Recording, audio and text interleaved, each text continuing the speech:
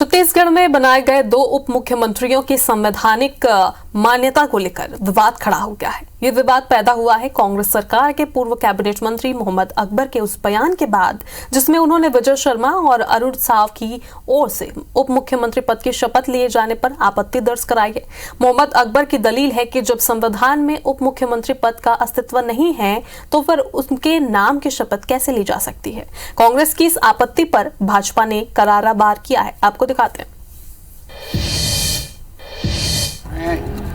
मैं अरुण साव, मैं विजय शर्मा छत्तीसगढ़ राज्य के उप मुख्यमंत्री के रूप में अपने कर्तव्यों का श्रद्धापूर्वक। छत्तीसगढ़ की भाजपा सरकार में 2 उप मुख्यमंत्रियों ने पदभार तो संभाल लिया, लेकिन इन पदों की संवैधानिक स्थिति को लेकर विवाद खड़ा हो गया है।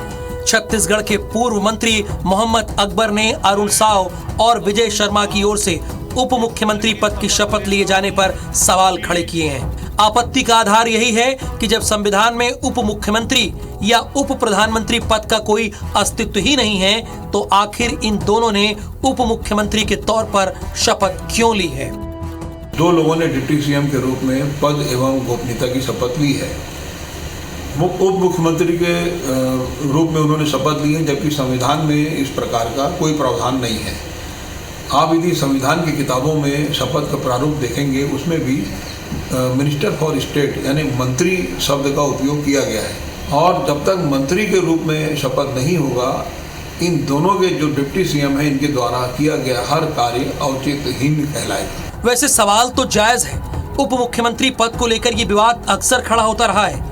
छत्तीसगढ़ की पूर्व कांग्रेस सरकार में भी टीएस सिंहदेव को उप मुख्यमंत्री बनाया गया था, लेकिन अंतर यह है कि उन्होंने अलग से उप मुख्यमंत्री पद की कोई शपथ नहीं ली थी। चूंकि वो पहले से ही मंत्री थे, लिहाजा उन्हें अलग से उप मुख्यमंत्री पद की शपथ लेने की जरूरत नहीं थी। हालांकि राजभवन को सिंहदेव के उप मुख्यमंत्री पद पर नियुक्त किए जाने की सूचना जरूर दी गई थी। अब जबकि कांग्रेस नेता मोहम्मद अकबर ने भाजपा सरकार के 2 नेताओं की ओर से उप मुख्यमंत्री पद की शपथ लिए जाने की संवैधानिकता पर सवाल खड़े किए गए हैं, तो भाजपा ने उन्हें तल्ख लहजे में आईना दिखा दिया है। संविधान ने जो उनको हिसाब किताब किया, पहले उसका ध्यान रखिए। जनता ही संविधान बनाती है। जिस प्रकार से पूरा अतताई मचाए हुए थे कवर्धा से लेकर रायपुर तक, अब सबकी जांच होगी।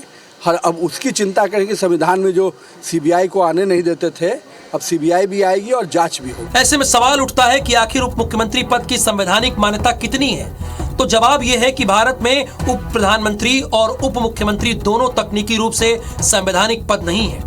इन दोनों पदों का संविधान में कोई उल्लेख नहीं है, लिहाजा इन पदों की ना कोई विधायी शक्ति परिभाषित है और ना ही उप प्रधानमंत्री और उप मुख्यमंत्री की नियुक्ति की कोई संवैधानिक बाध्यता है। सवाल उठता है कि जब इन दोनों पदों का कोई संवैधानिक अस्तित्व ही नहीं है तो आखिर इनकी नियुक्ति किस आधार पर होती है। दरअसल इस पद पर नियुक्ति के पीछे राजनीतिक व्यवस्था से ज्यादा विवशता उत्तरदायी है। इन दोनों पदों का सृजन राजनीतिक दलों ने अपनी अंदरूनी सियासी खींचतान या गठबंधन दलों के बीच शक्ति संतुलन साधने के लिए अपनी सियासी जरूरतों के लिहाज से कर लिया है। संविधान में उप मुख्यमंत्री पद का कोई उल्लेख नहीं है। वहाँ केवल यह उल्लेख है कि राज्यपाल को सलाह देने के लिए एक मंत्रिपरिषद होगी जिसका मुखिया मुख्यमंत्री होगा और बाकी मंत्री। राज्यों में कहीं भी उप मुख्यमंत्री पद का कोई प्रावधान संविधान में नहीं है। अगर ऊपर चलें तो केंद्र में भी उप प्रधानमंत्री के रूप में कोई प्रावधान नहीं है, पर भारत में लगातार कई बार उप प्रधानमंत्री हुए हैं और कभी कोई आपत्ति नहीं आई। उप मुख्यमंत्री के पद पर राज्यपाल के समक्ष जो उन्होंने शपथ लिया है, बेसिकली वो तो जनप्रतिनिधि तो है, एमएलए तो है, तो उसमें कोई असंवैधानिक नहीं है, बिल्कुल न्यायोचित है।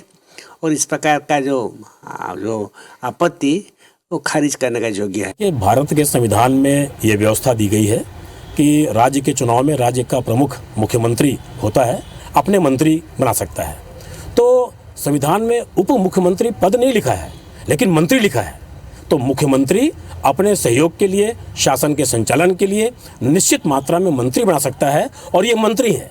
ये छत्तीसगढ़ शासन के मंत्री हैं, इसलिए संवैधानिक रूप से उचित है, ये असंवैधानिक नहीं है। सियासी समीकरण बनाए रखने के लिए किसी राज्य में उप मुख्यमंत्री का पद तो सृजित कर दिया जाता है, लेकिन उसके पास कोई अतिरिक्त अधिकार नहीं होते। उसके अधिकार केवल मंत्रिमंडल के दूसरे सदस्यों को मिले मंत्री अधिकार तक ही सीमित होते हैं। उप मुख्यमंत्री को दूसरे मंत्रियों से अलग कोई भत्ता या सुविधा भी नहीं मिलती। चौधरी देवीलाल के उप प्रधानमंत्री पद को लेकर तो मामला सुप्रीम कोर्ट तक जा पहुंचा और तब कोर्ट ने कहा था कि भले देवीलाल खुद को उप प्रधानमंत्री माने, लेकिन उनके अधिकार केंद्रीय मंत्री जैसे ही रहेंगे, क्योंकि संविधान में ये टर्म ही नहीं है। यही बात डेप्यूटी सीएम पद के लिए भी लागू होती है। Bureau report, IBC 24।